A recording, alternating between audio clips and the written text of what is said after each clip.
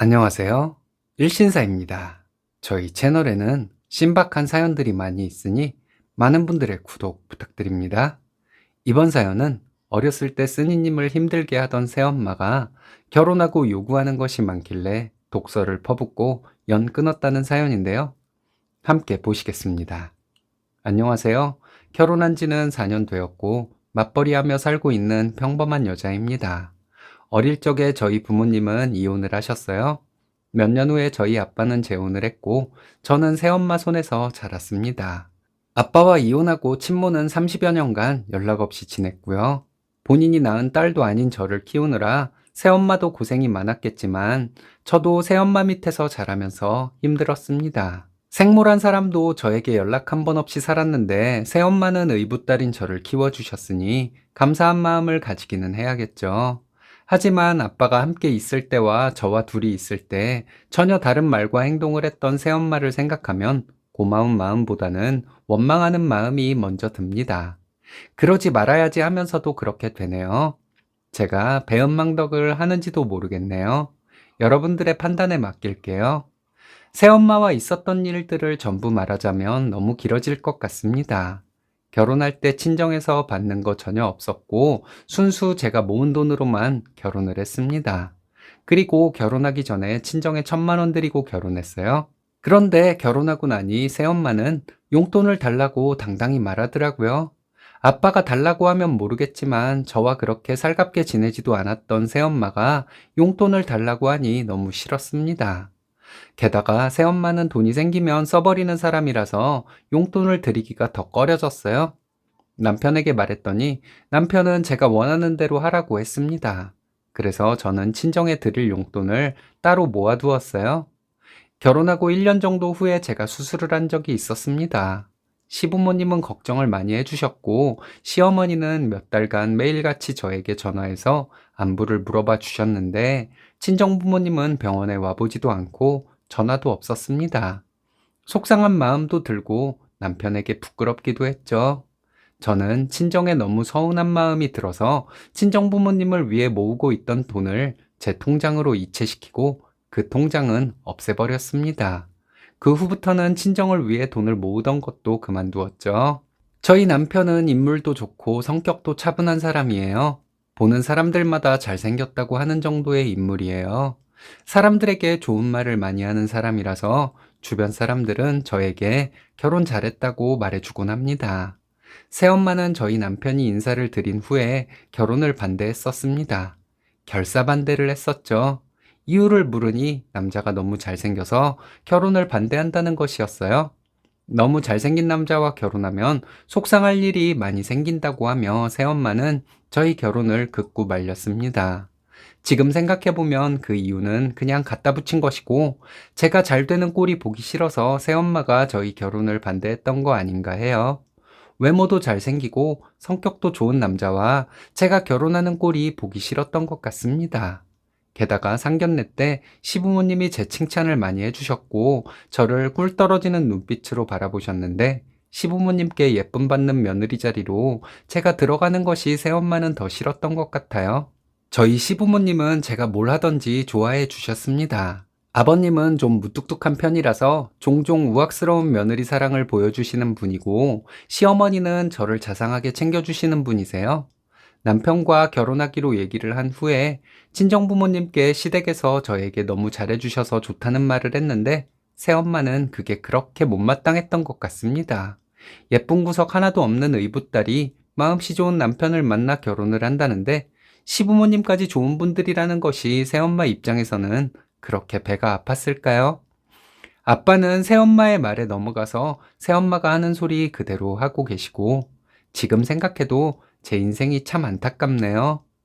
제가 수술했을 때 친정에서는 전화 한 통 없었지만 시부모님은 퇴원한 저를 끌고 가셔서 한약을 지어주셨습니다. 난생 처음 한약이란 것을 먹어보게 되었죠. 한의원에 갔다 돌아와서 그날 저녁 내내 울었습니다. 시부모님의 넘치는 사랑에 너무 감동받아서요. 그리고 거의 일주일간 아침 저녁으로 한약을 먹을 때마다 눈물이 흘렀어요. 저도 모르게 눈물이 나오더라고요. 일주일 정도 지나고 나서는 눈물이 흐르는 정도까지는 아니었지만 한약을 다 먹을 때까지 매번 한약을 먹을 때마다 눈에 눈물이 고인 채로 한약을 먹었습니다. 저희 시부모님 경제적으로 평범한 분들이세요. 그런데 시어머니는 저희가 결혼한 직후부터 저희 집에 뭐가 필요한지 눈에 불을 켜고 살피셨습니다. 그리고 뭔가 필요한 살림이 있으면 사주셨어요. 시부모님께서 사주신 것들의 가격이 중요한 것이 아니라 그 마음이 너무 감사하잖아요. 평생 어떻게 이 은혜를 갚아야 할지 늘 고민일 정도였습니다. 저는 시댁에 갈 때마다 고기와 식재료, 아버님 좋아하시는 간식거리 등을 사가지고 갔습니다. 용돈도 매달 드렸고요. 시부모님 용돈은 계좌로 보내지 않고 직접 봉투에 넣어서 드렸습니다. 아들네가 주는 용돈 받는다고 시어머니는 해맑게 웃으시며 행복해 하시거든요. 시어머니가 행복해 하시는 모습이 보고 싶어서 직접 용돈을 드렸던 거예요. 그리고 저는 자랄 때 엄마와 해보지 못했던 것들을 시어머니와 함께하며 살고 있습니다. 엄마와 목욕탕 가기, 엄마와 깍지 끼고 손잡고 걸어 다니기, 영화 보기, 맛집 가서 맛있는 음식 먹으며 오랜 시간 수다 떨기 등 정말 열심히 하고 있습니다. 얼마 전에 생각해보니 시어머니는 제가 한 맺힌 것을 풀고 있다는 것을 아시고 계시는 듯 했어요. 그래서 제가 시간 되시냐고 물어보면 시어머니는 없던 시간도 내셨습니다. 아, 쓰다 보니 또 눈물 나려고 하네요. 친정에서는 고기가 냉장고 안쪽 깊숙이 있던데 안 꺼내더라고요. 저희가 오는 것에 맞춰서 일부러 그렇게 안쪽에 고기를 넣은 것인지는 모르겠지만 시댁과 너무 비교가 되니 자연스럽게 그런 의심이 들더라고요. 시어머니는 맛있는 음식거리가 생기면 두었다가 저희가 가면 꺼내서 저희 먹으라고 해요. 시어머니가 좋아하는 제주 은갈치 크고 비싼 것을 구워서 살을 발라 제 밥 위에 놓아주셨을 때 그 자리에서 저는 대성통곡했습니다.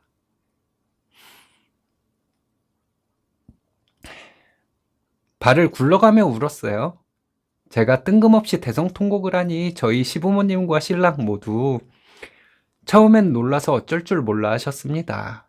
그리고 시어머니는 제 등을 토닥여 주시며 다 울고 나서 먹어도 된다고 하셨는데 그 말씀에 더 크게 울었습니다.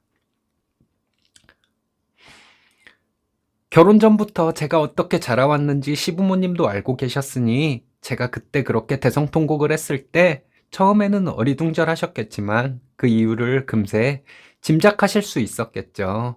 이런 식으로 저희 시부모님은 저에게 싫은 소리 한 번 안 하시고 사랑만 해주셨습니다.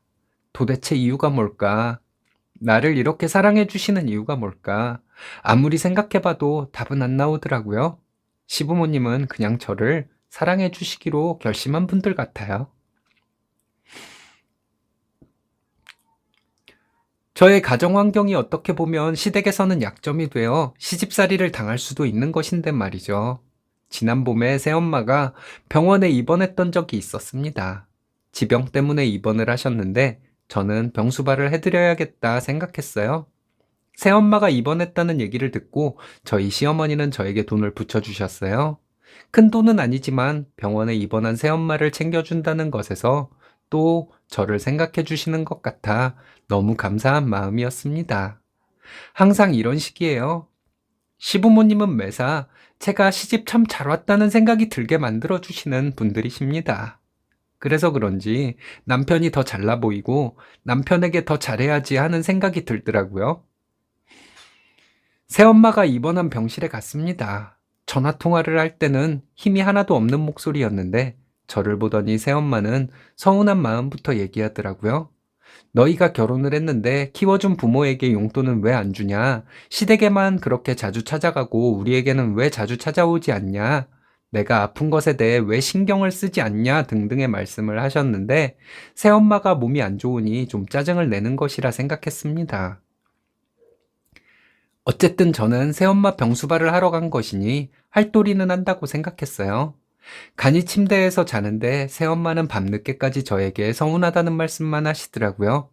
자랄 때 새엄마 때문에 힘들었던 시간이 더 많기는 했지만 어쨌든 저희 아빠와 결혼해서 살림 다 하셨고 어렸을 때부터 저를 키워준 분이니 딸로서 도리는 해야 한다고 생각했습니다. 다음 날 아침을 드시고 새엄마는 저에게 푸념을 또 시작하더니 같은 병실 환자들 들으라는 듯 제가 은혜도 모른다고 하더군요. 어렸을 때부터 사람들 앞에서 제가 잘못하는 것들을 들먹이며 쏘아붙여 저를 주눅든 아이로 만들었던 새엄마였습니다. 시부모님의 사랑으로 주눅들고 위축된 제 마음이 많이 녹아내렸고요. 새엄마는 호라비인 저희 아빠와 결혼해서 저를 키워주었는데 제가 은혜도 모른다고 큰 소리로 말했습니다. 그러더니 네가 지금 여기 와 있는 것이 마음에도 없는 짓을 하는 것이 아니냐고 하더군요. 그리고는 제가 은혜도 모르는 년이라고 하더니 이년저년 하면서 욕을 하기 시작했습니다. 너무 화가 났지만 올라오는 화를 누르고 저도 옆 환자들 들으라고 큰 소리로 말했습니다.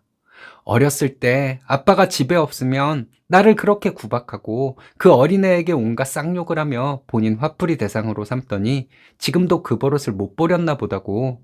아빠가 집에 있을 때는 나를 예뻐하는 척을 했는데 그게 얼마나 가증스러워 보였는지 아냐고 했습니다.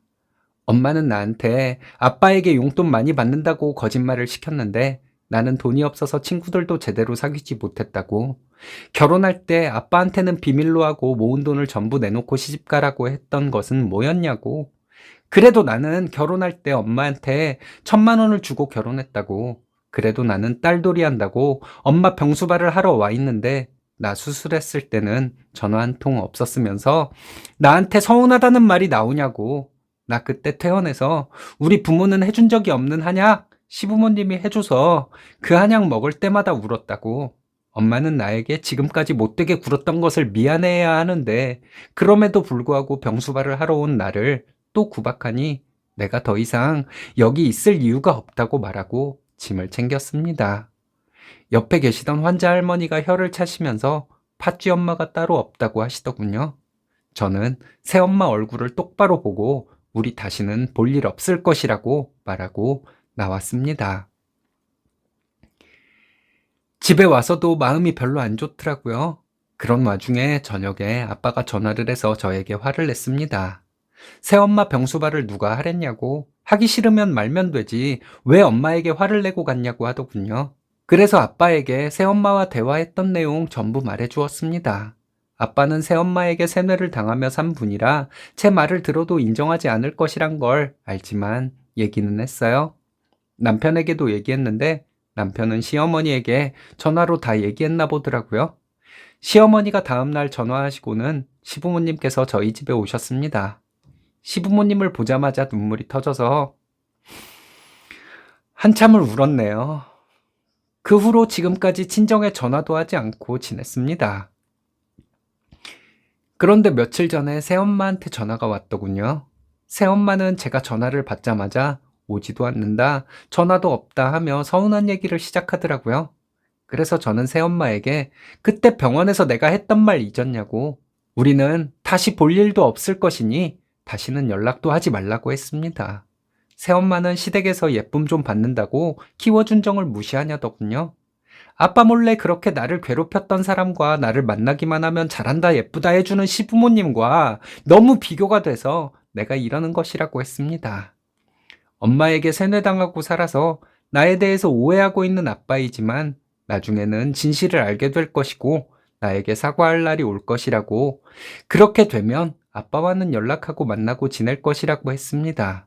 엄마는 이런 꼴이 보기 싫을 테니 나와 아빠 사이를 확실히 끊어지도록 이간질하라고 했습니다. 그리고 다시는 전화하지 말라고 소리 지르고 전화를 끊어버렸어요. 친정 때문에 스트레스 받는 것이 착한 남편을 대할 때 영향을 미치는 것 같습니다. 남편에게 미안해서라도 친정과 연 끊고 지내려고 해요. 잘난 것도 별로 없는 저에게 늘 최고의 며느리라 해주시는 시부모님께 더 잘하고 살려고요. 남편과 행복하게 살면서 시부모님께 성심을 다하며 살다가 오랜 시간이 지난 후에 다시 한번 글 보내도록 하겠습니다. 제 이야기 들어주셔서 감사합니다. 힘든 성장기를 겪고도 은혜를 아는 바른 사람으로 자라주어서 제가 고맙습니다. 그러기 위해 스님님이 얼마나 노력했을까요? 그 노력 때문에 복을 받는 것이니 신나게 그 복을 누리고 사셨으면 합니다.